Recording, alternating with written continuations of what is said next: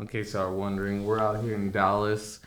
We're shooting some content right here. Sorry, I'm going to drop that with Creator Entrepreneur Domain and our boy, Basik. What's up, boy? I love the All right, well, we got. He already look at that. He already put himself out here. Here we are, me and myself and Natty, and we got our guest here, Juan Valles. Yes, sir. Had to get the friends on it. Shout out. Get that applause. Welcome. Hear the noise. I don't know if they're hearing it. Is this all going on to can we hear in the outside? No, this is all in our heads. Yeah. Oh man, They're just gonna hear our voices. Sorry, folks. They're not gonna hear the little sounds. But that's coming soon. All right, yes. Cool. But so Juan, introduce yourself a little bit, man. What you got going on? What do you do? What don't I do? Okay, so I'm an entrepreneur at heart, serial entrepreneur in my lifetime. I've been blessed to be able to do things with my family and, of course, myself, because no one can really say that they're their own boss until they go out and do it. And then you realize you're not really your own boss. You're working for your clients. Yeah. Your clients are your boss.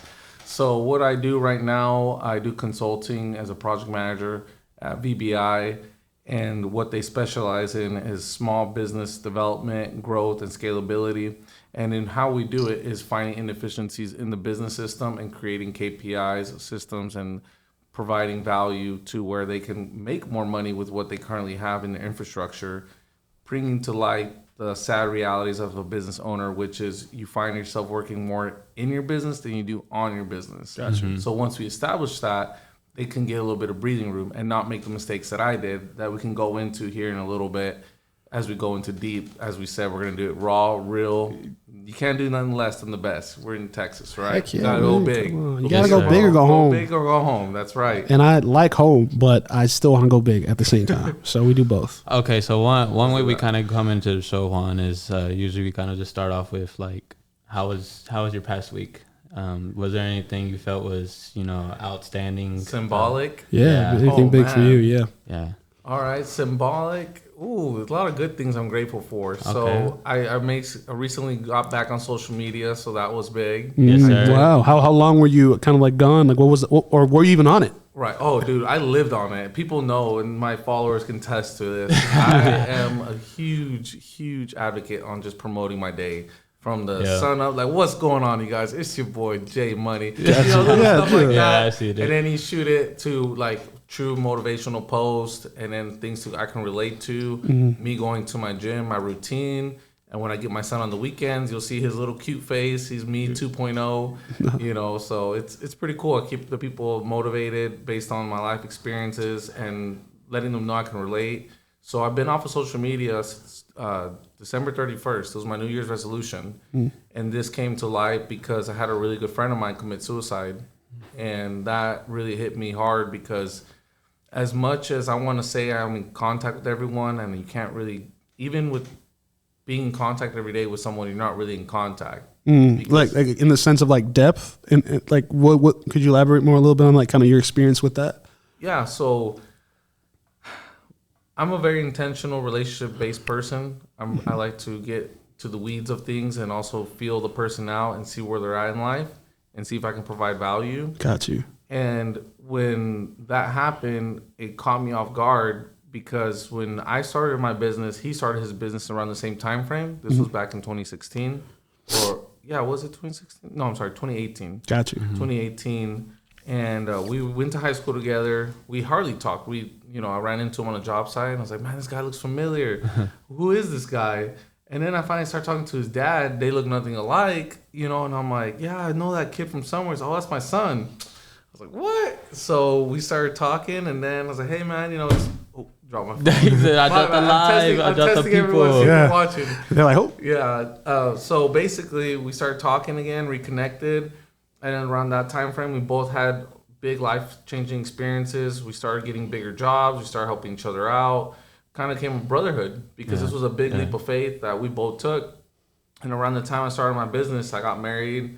Shortly after, had my kid, got my house built, all that good stuff. And just in the progression of things, what was the span of all that again? Just the time frame? Yeah, what is that looking like? Is this consecutive? Is it kind of It's very consecutive. I mean, I got proposed. I think I proposed back in September.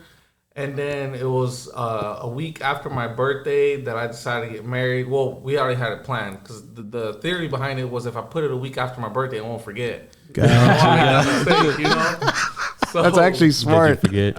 He's like, hey, you know, got to think logical, right? You know, I don't want to fail, but ultimately, setting up for success. I see you. I see the vision. I tried my best. But then again, you know, this will get back down to the weeds of everything. And then with me creating my business and starting a business, it happened to be that when I started my business, it was actually in September. So it was shortly after when I started my business that I got engaged. Got you. So I told myself at 22 at the time?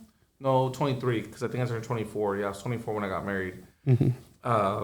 Just basically said, this is the life that I want, and I'm going to hit it hard, and I'm settled. Because ever since I was young, I was, like I said, an entrepreneur at heart.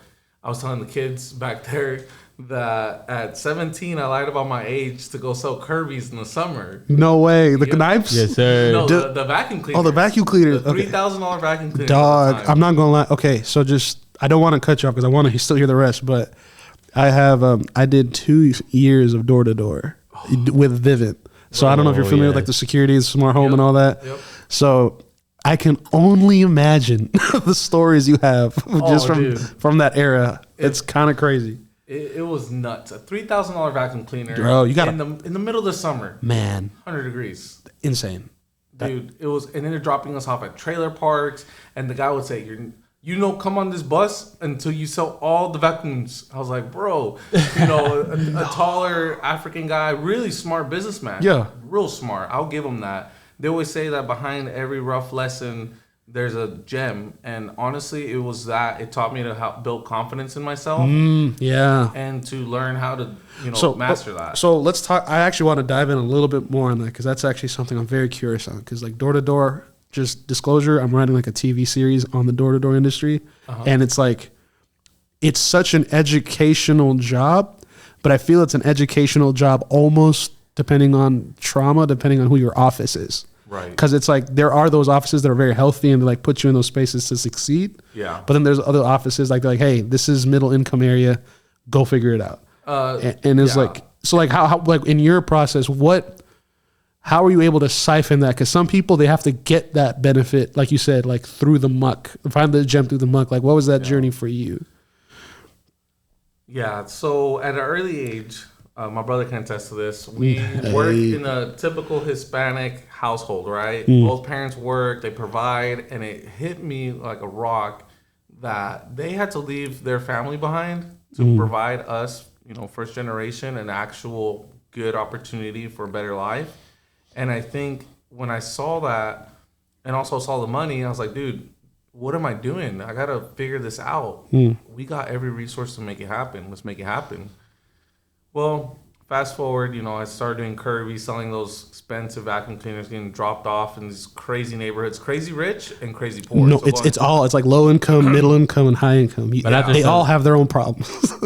But after selling the Kirby's, you were mentioning earlier that you did several other jobs because it was your grind to just work back then. And you said you were making $2,000 a week at doing what? Yeah, so in that space, I goes back to my whole life thing, right? I've always wanted to be, I guess you could say, of service. And thank you to everybody who has provided service to this country because unfortunately I couldn't. I didn't pass medics. My dislocated my clavicle in high school. So, got you. Damn, that's a tough injury. Yeah, and I did. Did you play sports too as well? I did football, tennis, track, a little bit of everything. Got you. Okay. And basically, whenever all that happened, it pushed me into having to take a business and practicum course at the school because they offered that in their gold seal, which was basically going to work and they give you credit. You get half a day off, and that was the only thing I can take at the time.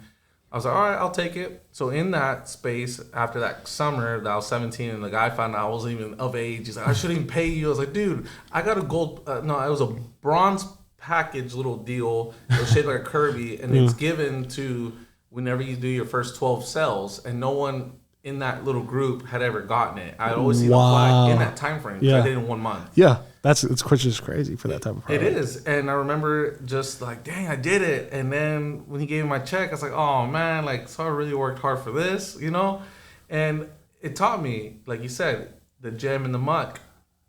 Pressure is a privilege, is what Tim S. Grover says. And I learned that super early. That's amazing, actually, that you learned. That privilege that I had showed me my potential in life. It is truly cliche, but it's the most honest to God truth that you get what you work for. You will have circumstances, but it depends on how you react to it. That's so... Man, I'm glad that you got that, because that's like one of those things, like, I wish that is something you could learn through like every other job, or like, you know, you would assume in a capitalistic society such as the US, the 9 to 5s of the system would equip you, right? Like, as they say they would. Yeah. But I don't think there's anything like just that experience of just figuring that out, like the pressure, you know? Yeah, and it's the pressure I auto put on myself, because going back to upbringing, I had to figure something out, and not that I had to, because we never ever can say that we ever missed a meal, we ever didn't have a roof over our head, never. Our parents always sacrificed themselves to give us that lifestyle, and it, you know, and even then I was still pretty modest to say I want to work for my own stuff. So at 16 I started working. I did lawns, you know, I started learning to use a chainsaw, anything to make money, right? And I was always outdoors.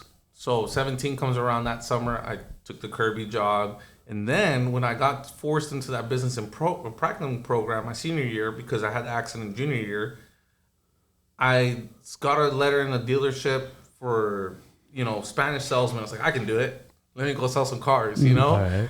And when I did, I showed up to the dealership, and the dealership I was supposed to go to was across the highway. But the manager at the time was like, hey, kid, how old are you? I was like, 18. I had just turned 18. You got a driver's license? Yeah. I want to make money. Say no more.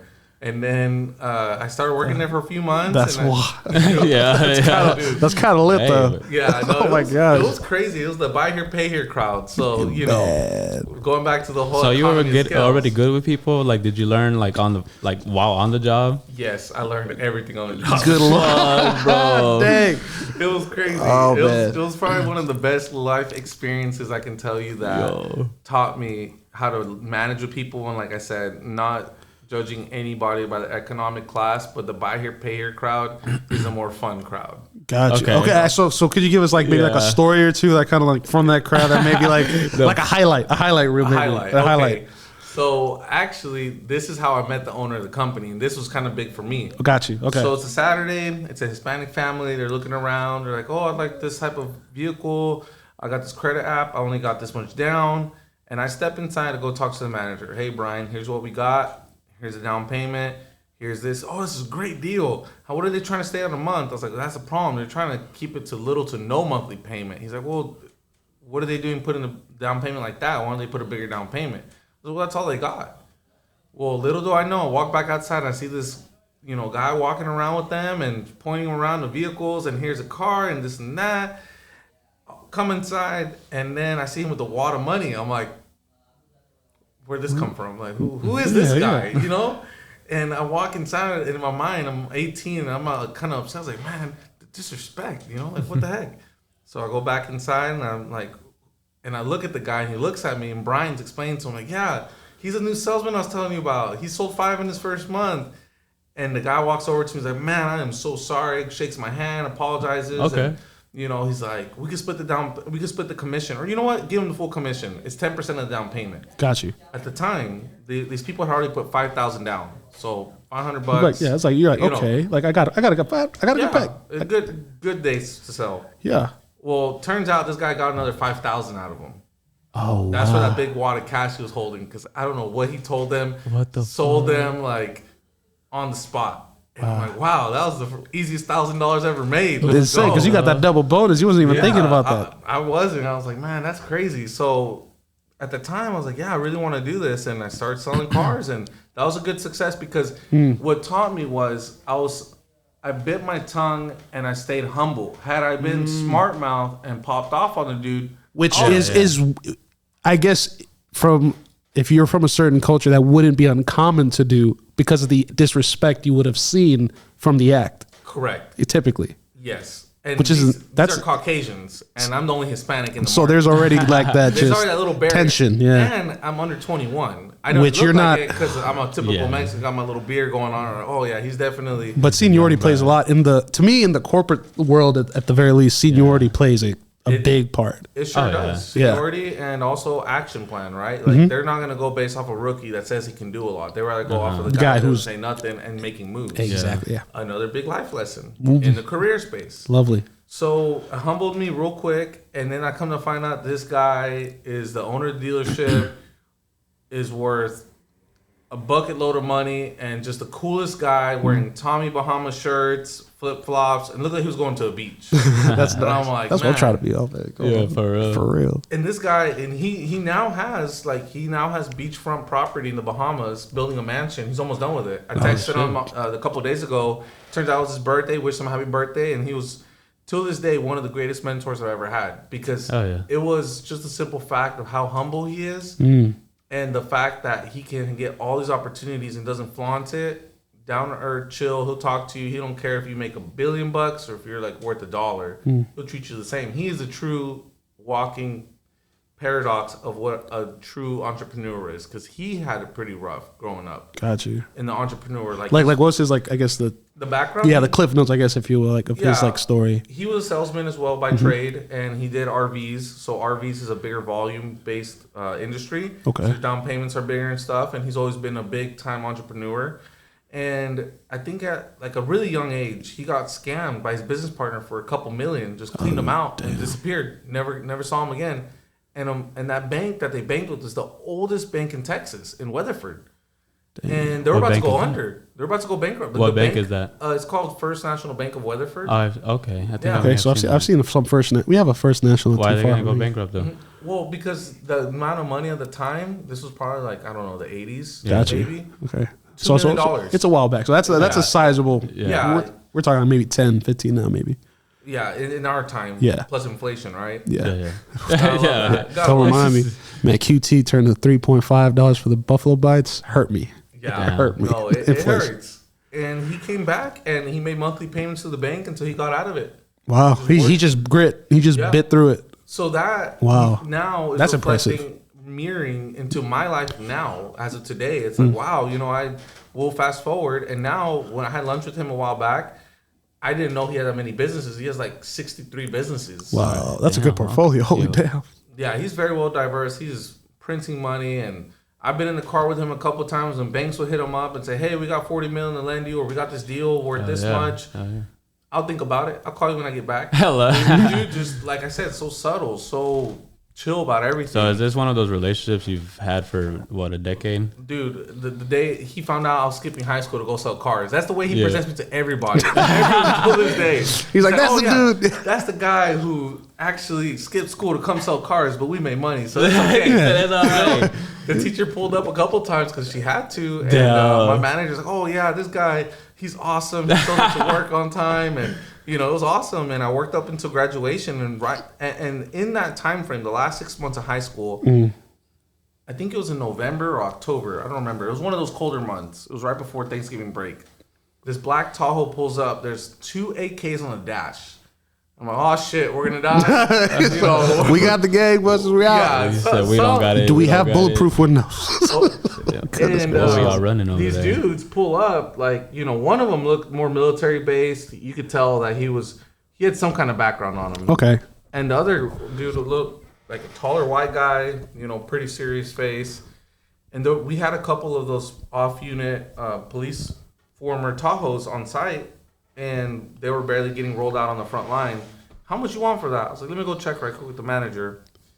And then Terry walks out, and it's so funny. My brother laughs at this. Our whole staff had Aries, so it was Barry, Terry, Harry, Larry. No, I'm being dead serious. Bro, it's like a cartoon show. Wait, what? Literally, and the guys were characters alone, like just alone. Their character they were characters themselves. Gotcha. Yeah. So it helped like lead into it. Oh yeah, and you're just there. You gotta show a company picture if you got one. Oh dude, you gotta. I'm an old phone. I'd have to pull one up, but dang, dude, you're good. Yeah, next time I'll pull up a good one. Me? I think that might be. Pull something? That actually might be. This guy. Hold on 1 second. Sorry, you guys. We have a little bit of technical difficulties. 1 second. I think it was. I pulled something. I felt like I did. Hold on. Oh, it could be with the interface, actually. 1 second. Where does it mean? 1 second. Let me look at the audio. Audio's fine. We're going to test something super quick. Oh, yeah. Okay. Number 2. Yeah, number 2. Hold up. Talk real quick, Basic. Hello. Hello. Hello. Testing. Okay. I think it's mine. 'Cause I don't even hear me. Oh, actually, that's my fault, I think. Hold on. Right here. There you go. Oh, it was a cord. Yeah, it's the cord. Hold up. Was it yours or my cord? Let's find out. It's whatever you just did. Word. Oh, it's because I took it off from my end. I thought I would fix it if I plugged it back in. Let's see. Why is it all this stuff? You sure it's not my stuff? Yeah, it's definitely this cable, but uno segundo. Nah, I can't wait till the pizza gets here. I'm starving. Even though I ate my lunch at exactly 5 o'clock. For real? Yeah. Shit. I'm still hungry. I feel that. Sometimes I just be having hunger, but I just have a dangerous appetite. Okay, try this uno más.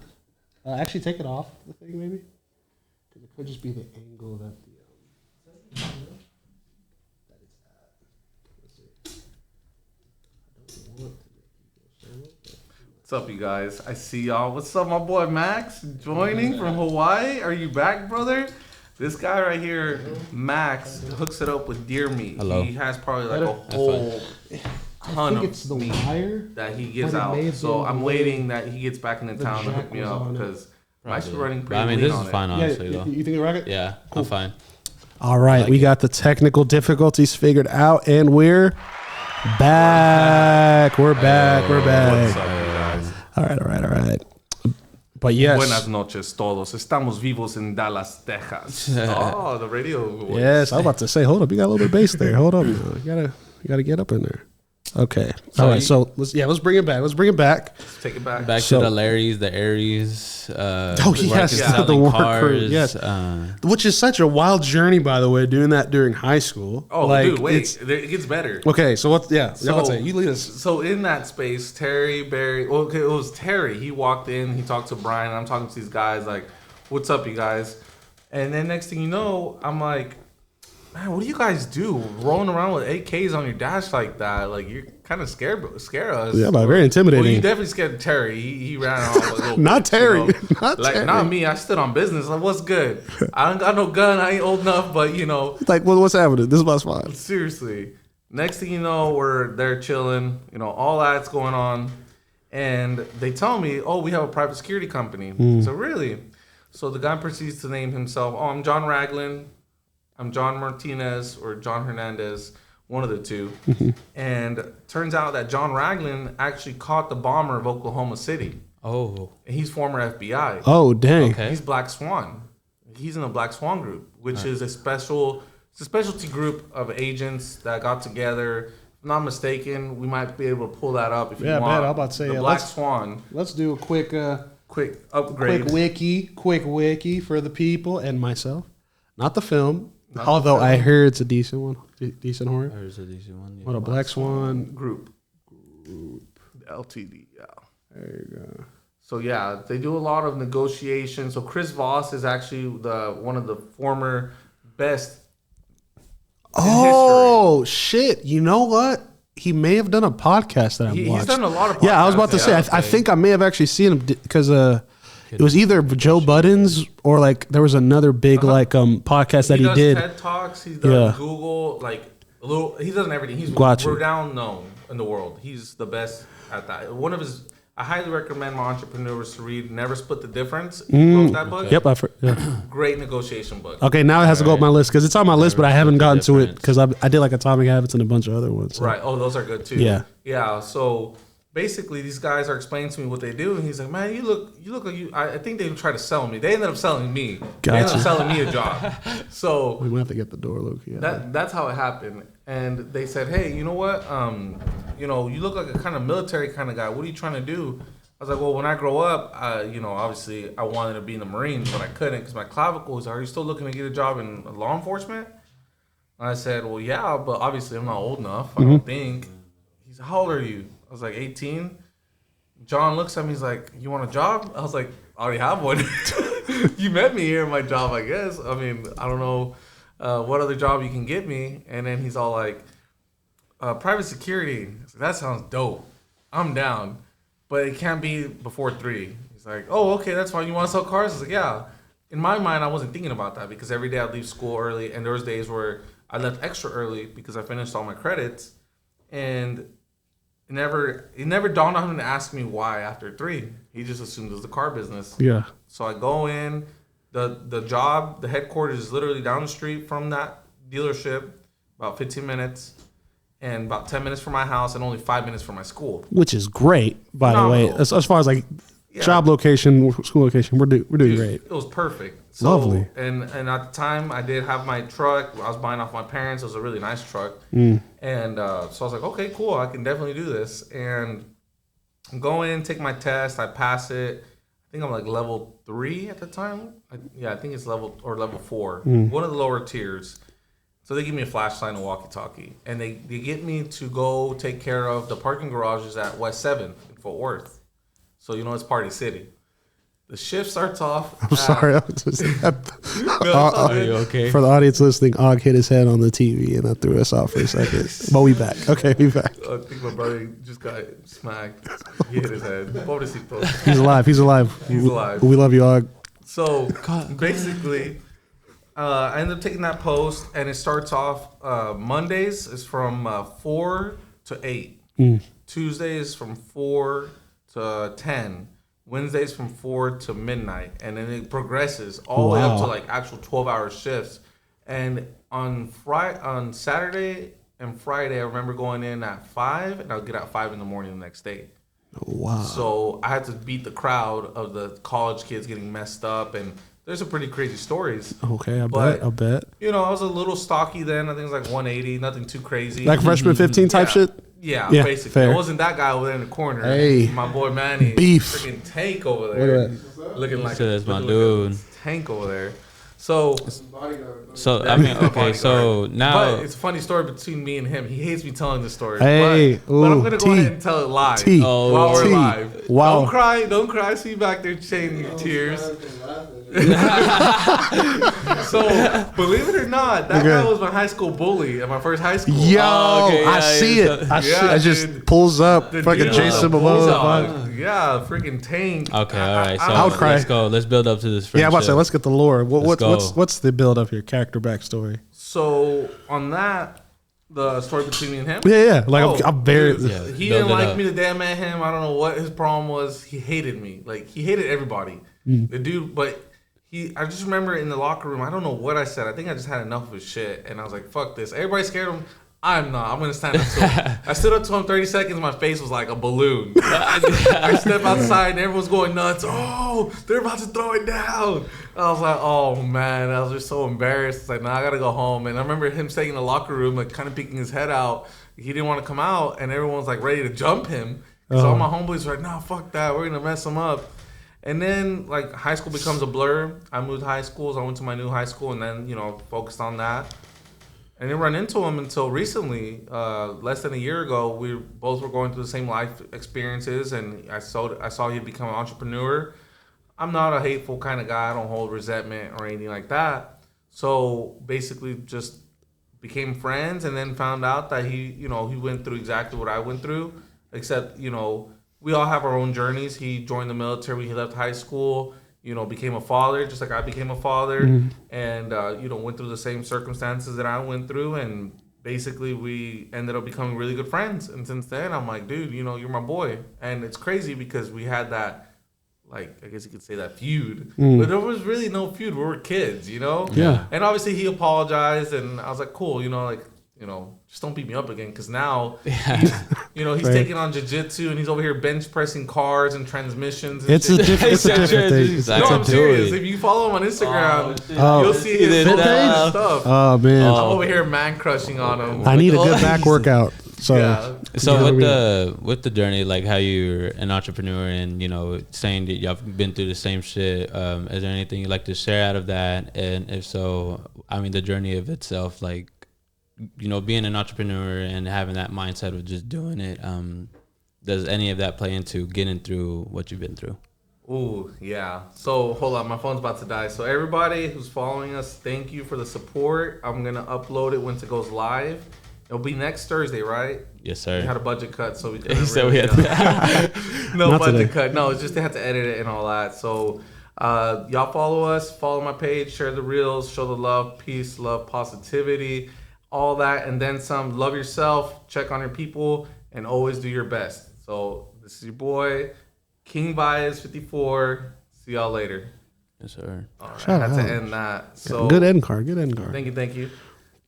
Basically, so with that, it's a lot of grit, it's a lot of resilience, and just knowing your why. So just like all these opportunities in life happened to me, the Kirby's, the car sales, private security, I was working 2 jobs, but I was making dope, $2,000 a week on my slow weeks. Wow. In high school.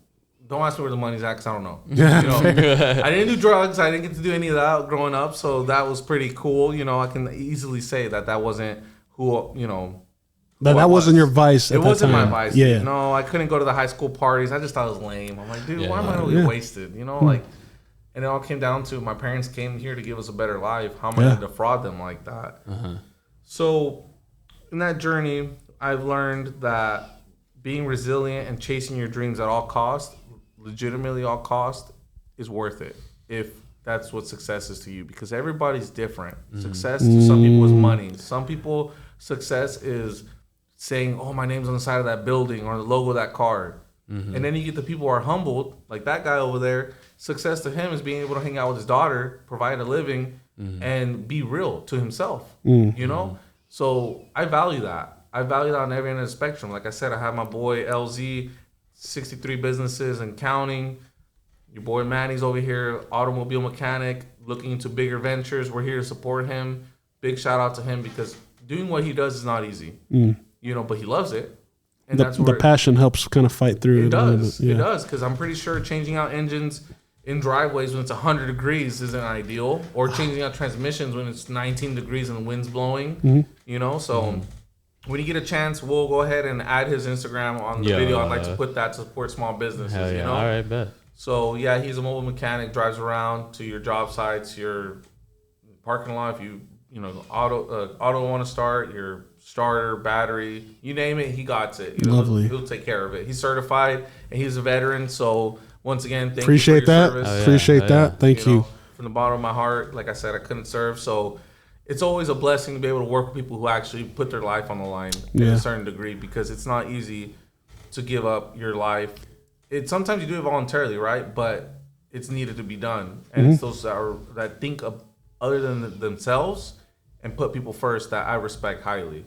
First responders, you know, people in the medical field. And that to me is just passion that I don't think I could ever compete with. Even with the money I made in the past and the success that I had, can't compare, you know, because that's a selfless act, and that's something that money can't buy. Yeah, I mean, I would say like probably the greatest sign of loyalty and friendship is laying down one's life for another. Like it's like if you're willing to give a gift that is like a billion or a trillionth of a possibility just for someone else, that's huge. Yeah, in my opinion. So I'd agree for sure. Actually, real quick, Basik, I had a question on you mentioned something in passing that. It was something that was a big changer in my life when it came to entrepreneurship and success, which is the idea of understanding what success means. Now, when you said that, you also mentioned understanding your vision and your why. Now, a big part of my journey, whenever I started like figuring out what my, not purpose, but my impact, what I kind of wanted to do kind of with the remaining days of kind of like it's not college anymore. You got to figure that out post-college, right? One of the biggest things for me was like, my why and my vision in defining success. But then when I did door to door, like the thing that took that through the roof was this concept called having a bag of whys. Because if you have like a vision or a passion, it's one thing to have an idea of what the end goal is, right? That's one thing, right? It can be as grand depending on how ambitious you are, or just how simple, like, hey, this is just what my goal is, right? But then it's a total other thing to when the obstacle when the punch comes to the face, does that plan stay the same? And if not, why? And in your experience, have you heard of that like concept, like the bag of whys, or like what does that like? Has that been something that's kept you on track, or have you never really struggled with the lack of focus? Like, what has been your experience in that? Okay, because you said it, and it's something I latched onto, and I would just like to hear your thoughts on that. No, for sure, and I'd love to share this wisdom that I have. It's not much, but it's real. You know, honestly, I found that I was a very disciplined person, or at an early age. Very early age, I'd say in my teenage years, I noticed that when I put my mind to it, I can actually do it. And I would always hear it, but I never wanted to stand out as that guy. Got it. Yeah. You know, what a nerd, you know, or get punched in the face again. No offense, Manny. You know, so it's like, I remember in my 10th grade year, Ms. Norsworthy, she put us to write a story on how we perceive ourselves and how we want the world to perceive us. So I quoted the song Lose Yourself by Eminem. And it comes out where, you know, he's chasing his dream. He understands he's going through the ringer, but it's not going to stop him, because you got to lose yourself in your drive. You got to lose yourself in the passion and the vision. And I found out that, yeah, he's right. It sounds so cliche and sounds so basic, but it's not basic. It's usually the basic things in life that make more sense than the stuff that people try to reinvent and put gold plate on it. Yeah. Look what I can sell you, these entrepreneurs online. I'm going to sell you the subscription-based business, drop shipping, no disrespect to any of that market, but I firmly believe that in order to make it in my world, it has to be tangible. You have to put your hands on it. And usually that's yourself first. Put your hand on your chest. Like, who's your character? Yeah, like who's the person can you stand behind on business? Yeah, literally. So if you can't do that, then what makes you think you can execute an idea that's theoretical or that's something you'll never see in person? You know? So with that I see what you're saying. If you can put your hands on it, then if you can see it. So at the end of everything, I learned that discipline is everything, but it's also consistency. Okay. And the why is going to put you into gear. So recently, my life events that happened in the last 2 years really made me dig into who I was before and amplified it. And it made me cater to the things I neglected, which is self-help, self-love, and mental state of mind. The tranquility of saying, I don't need validation from the world. I am enough. I do love myself enough. And okay, what did that conversation do for you that you've seen, and how did you get there? Because that's a big thing. I think today's generation, like, that's something they don't have, the ability to stand and understand self or feel comfortable with just being the only one who is them. You know what I mean? Like, there's like this social media, parasocial relationships, all that stuff, I think have robbed a lot of the newer generation from that. So like, yeah, it's self-identity, right? Because you want to persuade yourself online and persuade the world that I am this person that you see behind the camera and all this and that. But it's like, no, dude, it's who you are when people aren't looking. Yeah. So it took that for me to realize that people are always watching. So fast forward, you know, from sophomore year, Ms. Norsworthy, she gave me 100 and she hated me. Like, I know she despised me with a passion. Bless the lady's heart. I didn't give her a reason not to, you know, fair. Encouraged it. And then you fast forward to senior year, I won an award that my older sister, who has a master's in teaching and is a school Olympic athlete in that world, like brain-wise, smartest person that I can say I've ever met in my life, personally. Wow, okay. And I swooped in, barely, you know, working my ass off in the field, but not so much in school. And I won this award she always wanted since she was in kindergarten. Ever since she was eligible to win it, third grade all the way to through grade school, she never won it. Not once a runner-up. Wow. It's called the Anne Brannon Award. Okay, and what's that? Just so we know, like this. It's just I don't know. We're about to find out. Yeah, I don't know what it is. I just know it's a recognition that the teachers give based on your. I'm curious if Google will be. Anne Brannon Award, ANNE Brannon Award. Brannon, like NNE. I think Brannon, it's with the O. It's with the Brannon. This guy. Award. Just put an award. It should pull it up. There you go. The first one. No, bitch. How wild. So it's a Fort Worth ISD thing. Recognized through Anne Brannon. 1976, she developed the idea. It's achievement reflected by grades, test scores, performances, and content and competitions. Most improvement in the school year in the subject or an area. Dang. So, think about it like a little Heisman trophy, right? Damn near. And I'm like, cool, but I never really cared for that. I cared more for what I did to earn it. I never once ever asked for recognition. Never once ever said it. I am this person and I need to be awarded for it. I just let my actions speak for themselves. And that drive, working 2 jobs, she had to know about it because I had to turn in the pay stub to prove that I was leaving the school to go to work. She pulled it to my job. Many times she'll call my managers at random, hey, how's he doing? Has he missed work? What's his work ethic like? Because whenever he comes in, she'll give us, like Excel sheets and business management stuff because that's what the course was for.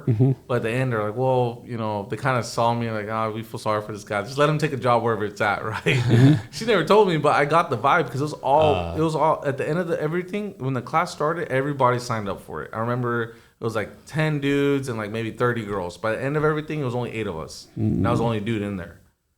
And all the other, the women that were in there now, either realtors or really kick-ass attorneys, paralegals, they became very well in the industry. Like in the economic climate that they're in, they're living well. Got you. So they worked hard for it, but it showed at an early age.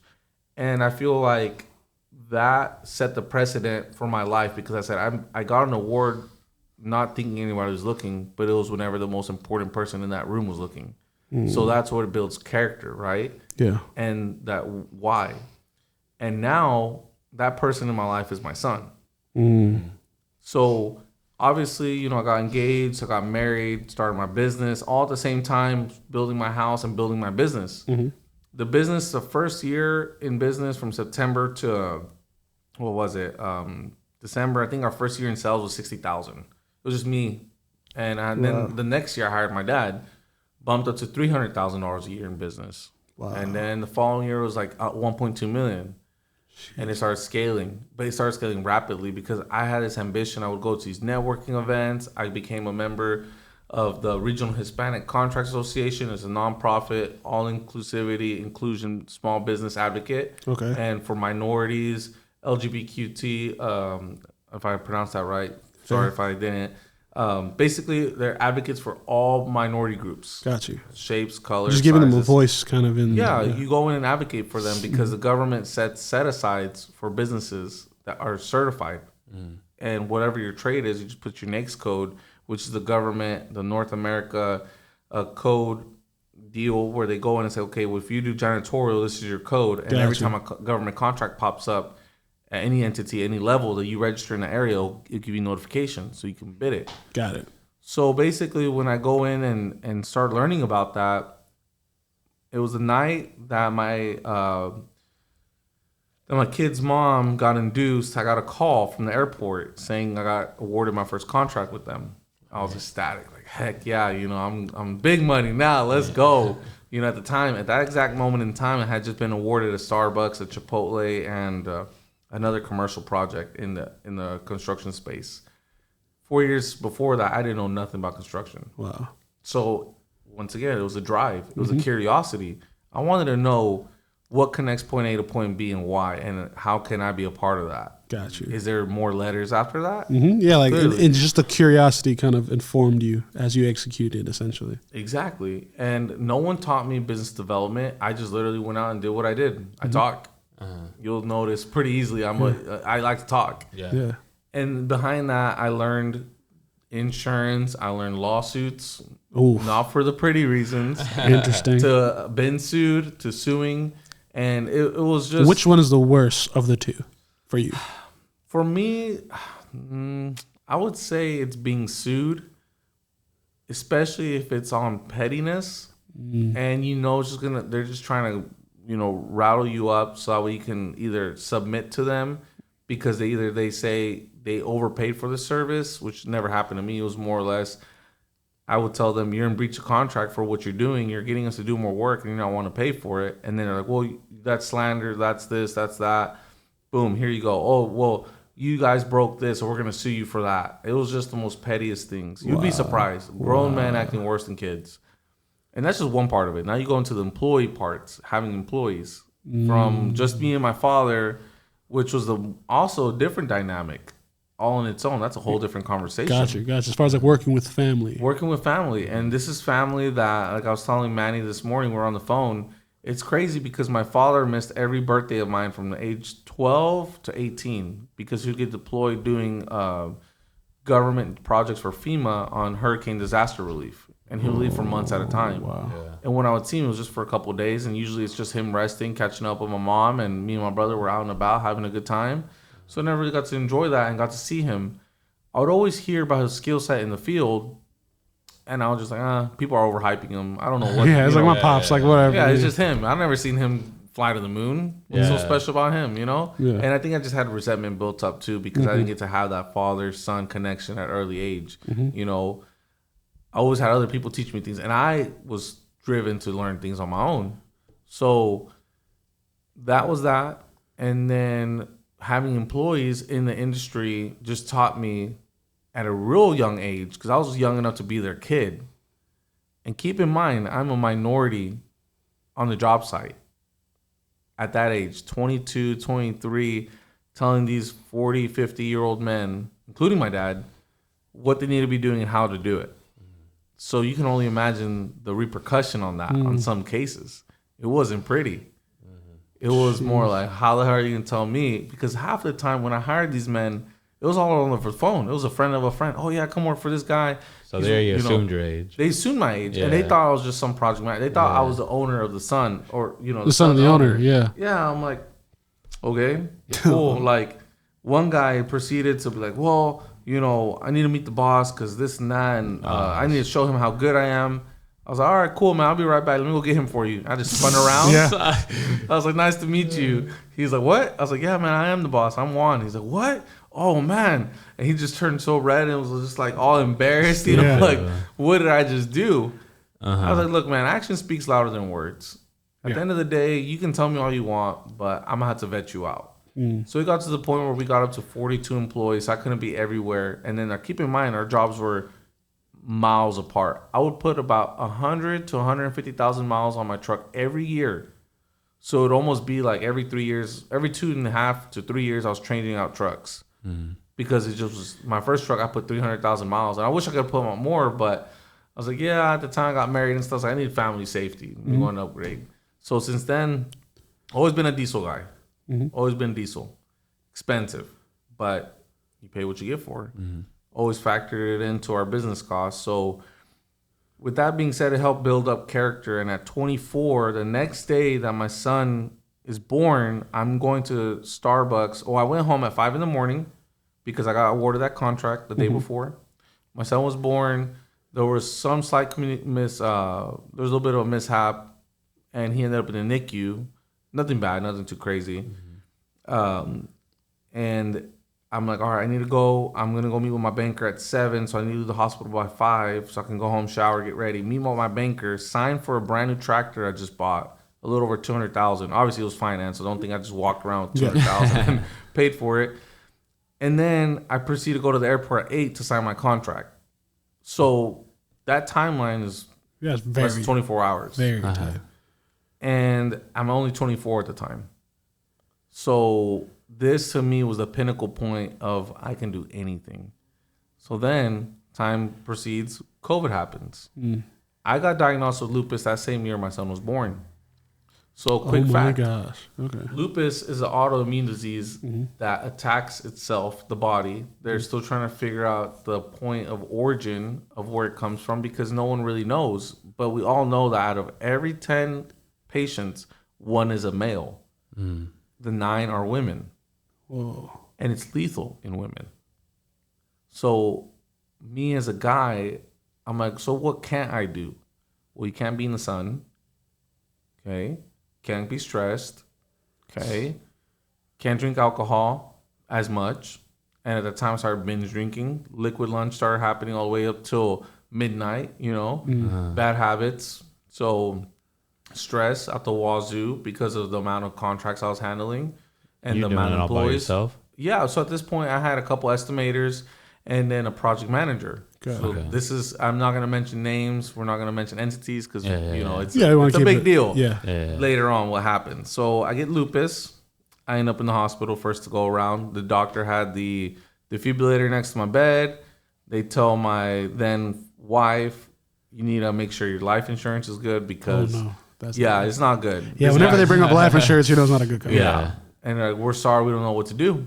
And keep in mind, no one else can be in the hospital because COVID is going on. And I get out the hospital. It's my 27th birthday, I believe. I think it was my birthday on March 4th that year, 2022. Fast forward, they gave me some medication for my lupus. July 4th weekend, during that time frame, the guy had helped me run the company actually stole $2.5 million worth of executed contracts and half my staff. So he took personnel. Yeah. Goodness gracious. And contracts. So, unfortunately, when I got out, he actually was having to do time for another deal that he had happened prior to that he already had arrangements for. So I never got to see the guy ever again. I still haven't seen him to this day. Wow. Okay. And that's kind of crazy. Yeah. So this is 2022, I believe. And July comes around and I get most of my contracts to substantial completion. So me and my family take a trip to Mexico, go see my specialist because we had gone down to Mexico that April right after I got out the hospital. Give me some time to recover so I can get a specialist down there to check me out. And he did a great job, put me together. And I weigh about 172 at the time, so I'm pretty skinny. Weak. Couldn't open a water bottle. Like, I couldn't. Wow. And when we get there on July 4th, I end up in the hospital that morning. I felt a little dizzy, and I just ended up in the hospital. They're checking everything, the vitals. They're like, all right, well, his oxygen's good. What could it possibly be? And they're like, let's get a blood sample. And boom, that's when they found out, like, wow, this guy, his blood markers are not good at all. His blood plaques are super low. We need to get him to the hospital ASAP. And I'm like, what's going on, you guys? Like, and then people are calling me from work. Hey, we're missing this and that. And, are you going to be back in time? I was like, dude, yeah, sure. I just put the phone down. My mom's like, you need to get off the phone. This is a very serious matter. And I was like, dude, I almost died on my birthday. Yeah, to shake it off. So this wasn't that bad. And then, they come out and my doctor was able to put me all together, or at least put me in a stable environment, stable enough for me to figure out what's going on. So they're like, well, you're bleeding out internally and you bled out 4 units of blood. Like any ounce more, you'll become leukemic. So I was like, what does that mean? Well, it means he went into detail about how my life's going to change and all that. And he's like, you're hypertension, your lupus is acting up again. So, all right, doctor, just do what you got to do. Let's make it happen. Mm-hmm. And my wife at the time, she's like, this isn't a joke. This is serious, And I remember my son coming into the hospital and looking at me and asking me, Papi, are you okay? And that's when it hit me. I was like, I'm about to lose the opportunity to see him walk the stage one day. Missed the opportunity to see him get married, play sports. So I was like, all right. And it kind of hit me. We come back to the States. I'm trying to put my life back together. And then, I guess the stress and just the life indifferences, my life partner decides to take the other route and ask for a divorce. So, all right, cool. That's got to be tough. Yeah, but, I always look at everything now as a really good lesson, right? So I learned that was a changing point in my life too. So all this happened in a year. Fast forward a couple weeks, I show up to my old gym down the street with my coach and, what's up, coach? How's it going? He's like super high energy. Hey, what's going on, Juan? Guess who's back? All this great stuff, great intro and everything. And I was like, coach, I need you to give me back. He said, man, what happened to you, dude? Like, what happened? You're hurting pretty bad. And that's kind of where that Instagram video is. Gotcha. So if y'all want to play that clip right quick to give an idea of where we're at. Gotcha. All right, so let's catch it up here. So you got to start from the beginning so you can see the hospital bed. Okay, hold on. Let's go down here. Let's start from right here. Right there. That's me training. Getting better. That's like in the beginning. There you go. You start seeing the progression. Got like 10 pounds. Now losing some weight. Okay.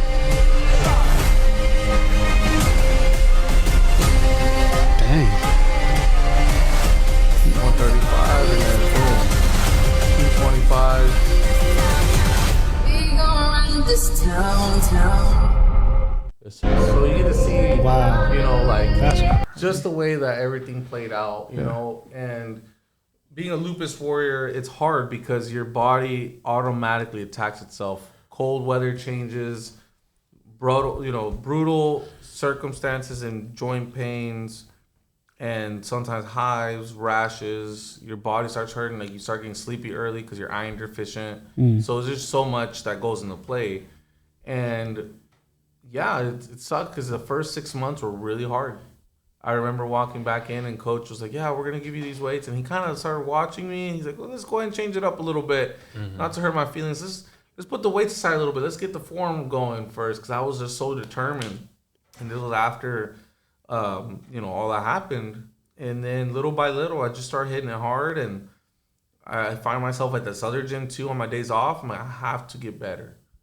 My son needs me. Did in this journey as well, like, did you face any like issues of pride? Like, I feel weaker as a man. Yeah, no, definitely. Because with me being, low on blood, I'm just gonna keep it raw. You know, it gave me ED. You know, because how do you want it to work when exactly you ain't got nothing to fluid.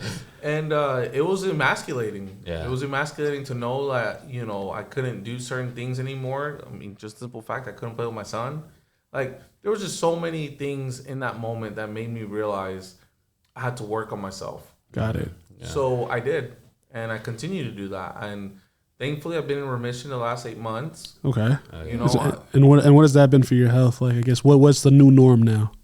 I definitely cleaned up my eating habits. Not stressed out as much. Thankfully, my job is not that complicated, because now I get to put what I learned into practice to help entrepreneurs better themselves and live the lifestyle that they deserve.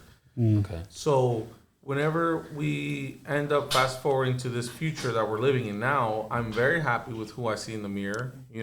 Which is big win. Yeah. Big win. I was about to say big win. Yeah. Something that money can't buy, and I'm happy with my lifestyle now. Awesome. I get to work with people and on projects that I get to see an immediate impact on them. I get to see them live a better life, and I always share my testimony with them, especially the guys. Hey, I know y'all want more money. I know you want to do this, but every now and then it wouldn't hurt to get home a little earlier, take out the trash bin like your wife asked you 2 weeks before that, and then also, for the gentleman, I always tell them, whatever it is you did to get her, to pursue her, don't change that. Go back to it. If she likes a certain candy from Quick Trip and you happen to be there, pick it up, pick up some flowers, be a gentleman, Same thing for your kids. If your kids want to spend time with you before they got to go to bed and all that, do that. Because all this money you're going to make don't matter, dude. Yeah. When I was in the hospital bed, the bank accounts were nice, but ask me where all that money went. Everybody who I thought was my family and friends disappeared. Man. The ones I least expected to be there that actually opened up their doors were the ones I neglected for the longest. Wow. It was my pride. And it kind of I feel that. I really, Yeah. And it goes back to having the humbleness to be able to say, at one point I thought I made it, and a week later, literally, my life changed forever. But it became the why. This is why. Now, when I do what I do, and it's a little bit of everything, I give it my all, because when I have my son, I want to be able to have good times with him, be intentional with my time, and learn to be a better father. Because there was one point I had him with me 24/7. But guess what? All I did was work. No, go play over there. Go play over there. Go play with your sister. Go do this. Go do that. Dude, the dude was like 4, 3, and I wouldn't pay attention to him. And now when I have him, it's like I don't work. I refuse to work when I'm with him. Mm-hmm. And my brother knows this. My family knows this. I try my best not to have to work. Mm-hmm. So I do what I need to do, because I have more than enough plenty of time to go out and do what I need to do during the week. When I get him, it's on him. So that helped me build character in that aspect, and patience too, because I can only imagine that him growing up older and seeing that and being part of the habits, because I take him with me to the gym. We work out. There's also other little reels that I have with him while we're working out. And it's impacting, because I'm leaving that model to him, how to be. I love the little man of death. I love him more than life itself. And the real why behind all this now is I cannot look him in the eyes and tell him I failed him again. Yeah. I refuse to. Got you. And that's like that's the big sort of why. Motivator why, kind of like above all the other ones, essentially. Above everything. And I mean, dude, you're an amazing dad, first of all. Yeah, shout out. Like I've spent moments with you, and I've seen your son. Even my son has played with yours, I think once or twice. But to touch on like with your relationship with your father, and then now, you know, having your son now, how does it, you know, and not really having your dad around much, like, did you really even have any father figures growing up? And like, how does that affect into, you know, raising your son? Like, do you, like, obviously it made you want to be a better person. It's really made you a grand person. Right. So what did that experience like show you, like, okay, this is what I'm not going to do?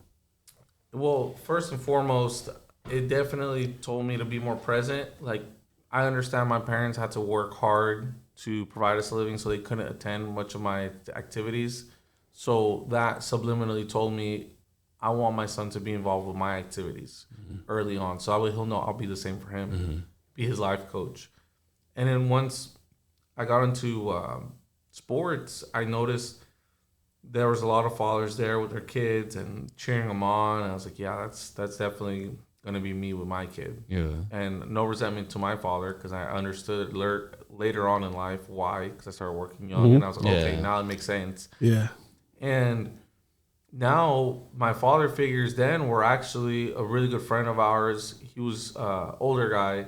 He was dating my older sister, and, you know, he taught me everything. You know, he taught me a lot about life in itself, and he grew up in a pretty rough household. So even then, it was almost like he basically like adopted me, you know, but he taught me a lot. The first time I ever drove stick was with him, but I ended up in the ER with him. Got his finger in the light post. Goodness gracious. We were changing the battery on the car. I said, all right, turn it on. And I forgot to put it in neutral, and it took off, and it grabbed his hand and pierced it against that light post, the concrete barrier. He said, all right, let's go ahead and go to the hospital. Let me just put some band-aids on it. I was like, what? And he still drove like that. You know, one hand bleeding and just holding on. So he kept us cool the whole time. The whole time, dude. That's what's up, bro. Respect to that. That's great. Yeah, that's a man right there for real. The dude was like, damn. And he was still cool about it. Like, and then I was like, yeah, dude, I want to be like that. Tough like that, but so humble, you know? So we always, I always had the privilege to have him in my life to be that. And then when I got in the entrepreneurial world, going back to the Kirby stuff, like that guy, he was a little rough with his salesman, but I noticed it was to make them pull out their best potential. Obviously, because he's going to harvest on it, but he was actually doing us a service. I remember all the guys were mad. Oh, well, you know, I feel like we're getting the lower end of the bargain. Like his other group is going to these better neighborhoods. Well, there were also better salesmen. You know, they just went in. They knew what they needed to do. They didn't need the lead that we had, because usually we had a couple girls in front of us that go in, sell the lead, and as soon as they get their foot in the door, literally, we're right behind them. Yeah. Oh, we'll be right back, and they'll just leave us alone with the homeowner. Like, okay, what are we supposed to do? Just explain to them why they need this $3,000 vacuum cleaner, and if they can't afford it, we'll finance it.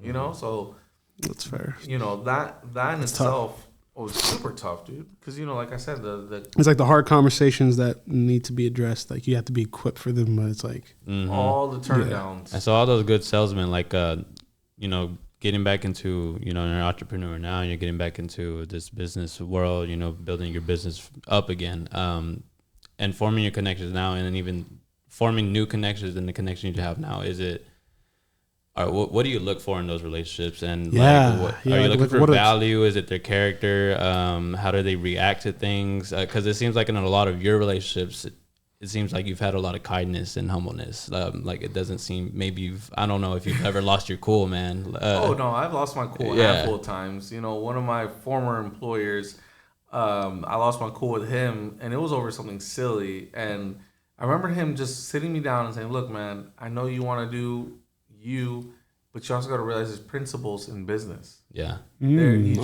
just can't act the way you want. Like, sometimes you have to take that beating, and you got to realize something. Be the bigger man, you said. Be the bigger man, but your clients are always your boss. Everybody who says that they're self-made and I don't got no boss, lies because there's something you're doing for of money.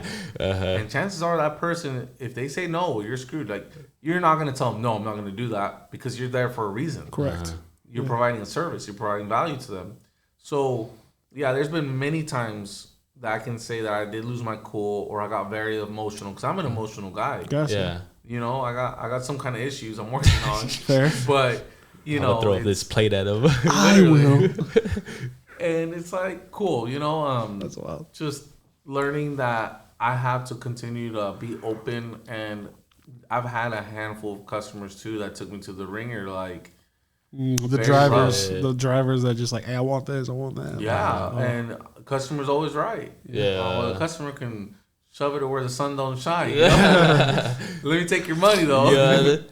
So yeah, no, various different projects, different needs, different just products all the way around overall. I mean, yeah, it still was in the construction space or in the landscape business, but it makes me so much grateful because I got to decide that. And that's something I learned early on this year. You truly pick your battles. Yeah. And you truly choose what you want. And if you don't put yourself in a position that doesn't align with your next big plan, then you are only cheating yourself. Yep. That's honestly very valid. Yeah. And your circle. Who do you hang out with? They say, show me who you hang out with. Show me your network and I'll show you your net worth. Hang out with a lot of people who have no aspirations and purposely sabotage your life and commit, you know, just pollution, mental pollution, because it's all state of mind. Yeah. If your mind isn't right, how do you expect to pour out of an empty cup? Can't. And I'm a strong believer that the man upstairs provides you with the value and the relationships for that time, in that moment, in that season. So it all goes back to yourself. If you're willing to be coachable and willing to work for what you want, you can get what you want. In theory.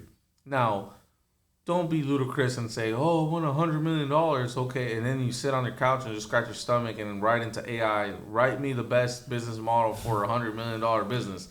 Well, it will fail if you try it, please. Don't listen. We're saving you time, people. So, you know, there has to be some reality to it, but anything worth having is worth working for. So, man, that's for real. Man, shout out just real quick on the gym. Got to do that. All right. I mean, this has been great. No, I've been eating. Like, this is awesome. Like, where are we at right now? Oh, actually, I was about to say, let me check on the time. I've been just enjoying the conversation. For real, bro. I mean, we're at past the 60 mark, so we're just chilling. 60 mark where? Like right here. Oh, 68. Yeah. Okay. Yeah.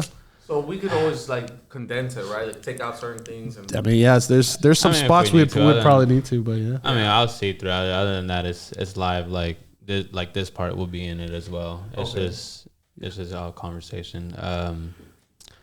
Damn. So this whole journey, Juan, is there anything like are you trying to leave any kind of like legacy?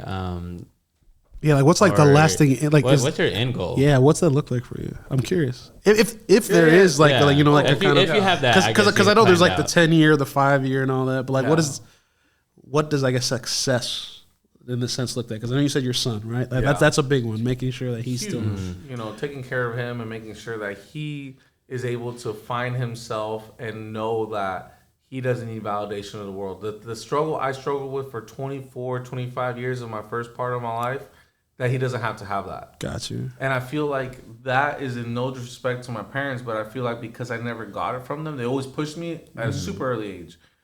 And it took forever for them to be loving and caring, that's what forced me to always be insecure and say, oh, I need to work harder. Because like they over-indexed on this one way to get discipline and like the mindset, but then it was like there was no curation of like the heart or nurturing, the loving, the acceptance, the self-love. Yeah. And I think it's a huge thing. I definitely want this to be in the first part of the podcast, is that we as men have to learn to love ourselves and fall in love with ourselves. As weird as that sounds, you got to be okay with being alone. You got to be okay with knowing that you're not going to get accepted everywhere you go. It's you that leaves the ripples in the waves.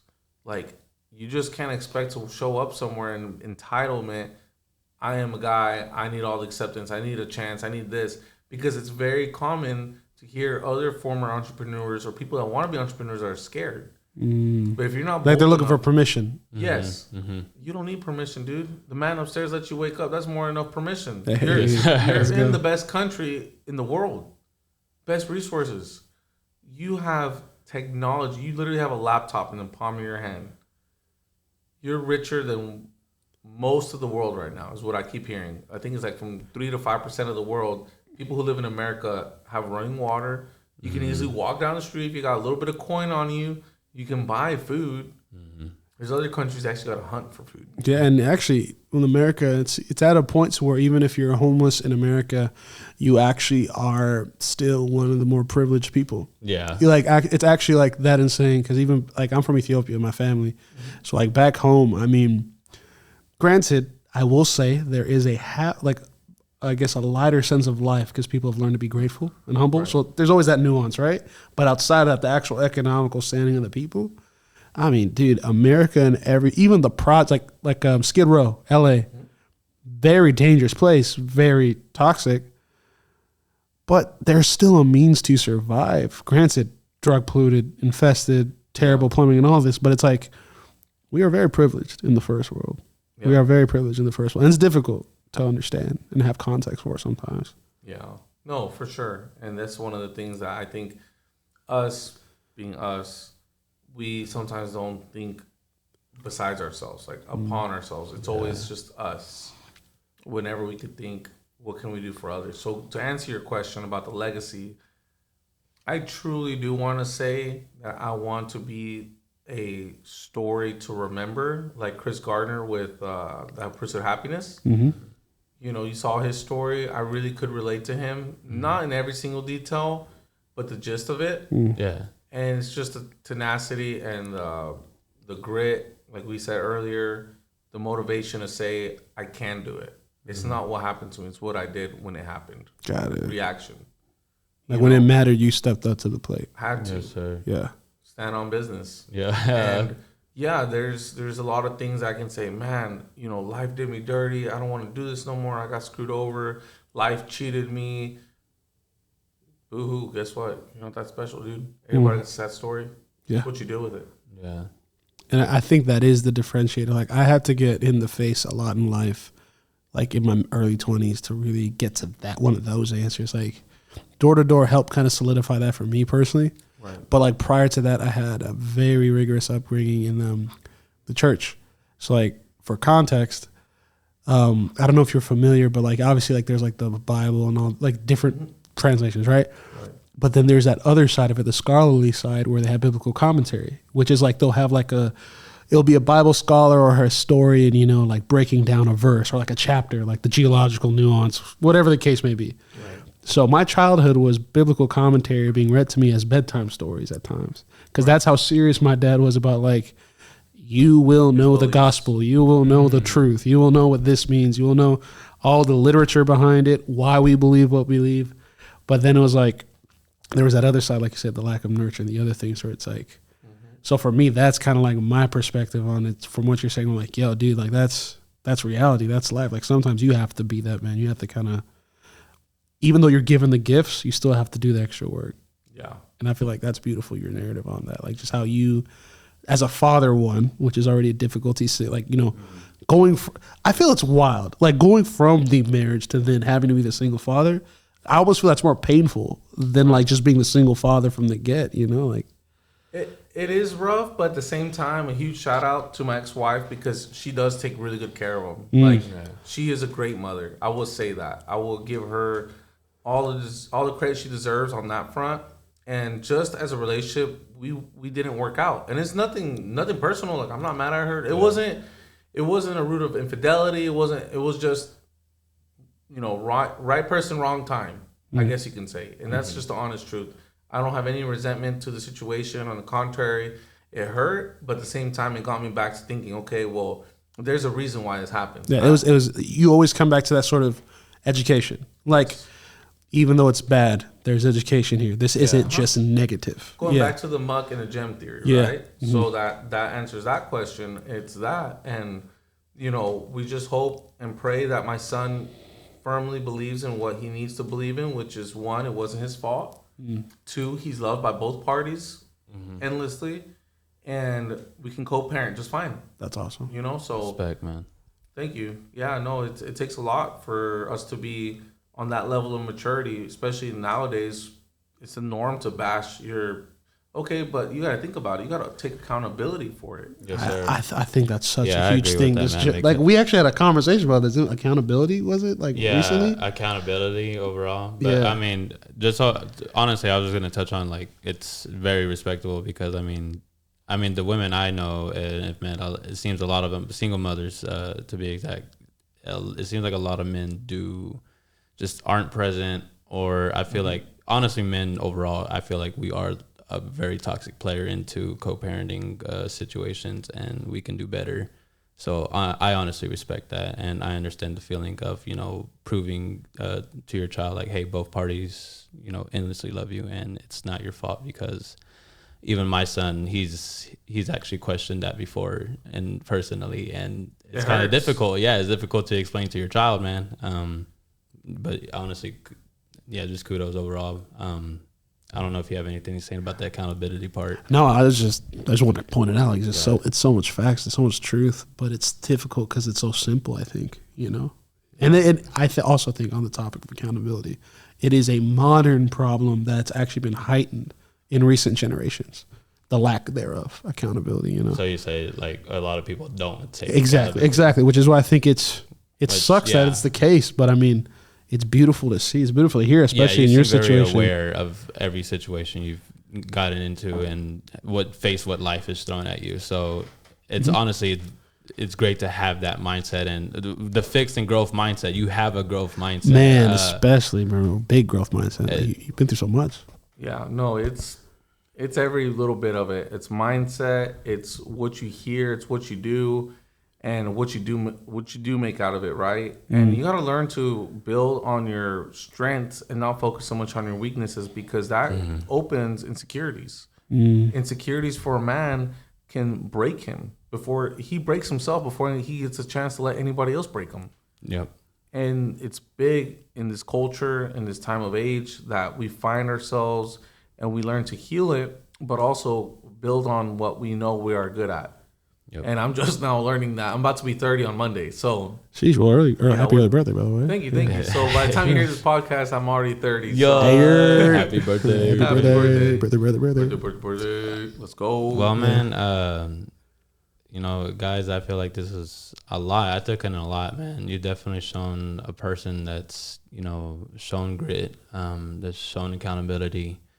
You've gained many people's respect. You have quite a journey that you've faced, and you've taken it all in stride. And you definitely you put action into your words. So I really thank you for being here tonight, man, and sharing your whole experience. With that, is there anything you want to finish off with before we get to this closing point? Either camera, you can look at either one. You can look at Ox camera. It don't really matter. What you got going on? Yeah, man. Parting words. What do you want to share? Oh, man. Being put on the spot. No, in all honesty, I have to say that you can do it. You are enough. And ultimately, you're going to have to fight for what you want, whatever that looks like. And you got to always ask yourself, at the end of each day, or in any situation, is that all you got? And it's all it comes down to. It's, because you're going to start questioning yourself. Is that all you got? Yeah. Is that going to be enough? And can you bear, in this case, can I bear to look my son in the eyes and tell him I failed him again because I wanted to? That's it. That's all I need to hear. So at the end of the day, it's that. Can you do it? Do you have enough courage to look at yourself and be honest with yourself? Yes, because you can go on social media and lie all day. I'm this, I'm that, I'm popping bottles, I'm living the life. But we all know deep down inside you're cheating yourself. Because a man that does that needs validation of the world isn't full. He's full of himself, but he's not truly full of himself, of who God created him to be. Yes, sir. It's an everyday journey. No one's got it figured out. Like I said, I'm about to be 30 and I just now figured this out for myself. And I was already living this type of lifestyle. People would have thought, no, you already knew that. You're just lying. No, it's every bit of real that I just now figured this out. And I personally am embracing it. Yes, sir. Don't be afraid to be accountable. Be accountable for your actions, for what you see in the mirror and what you don't see in the mirror. Being, if you don't see something you don't like, then make it happen, because no one else is going to do it for you other than you. Yes, sir. So with that being said, you know, if it wasn't too loud on the mic, I'd say let's break it out. You know, dominate on me, dominate on 3. Hey, let's get it. On 3. 1, 2, 3. Dominate. Let's go. Yeah. Yep. That brought me back. Yes, sir. Thank you, everybody. Yes, sir.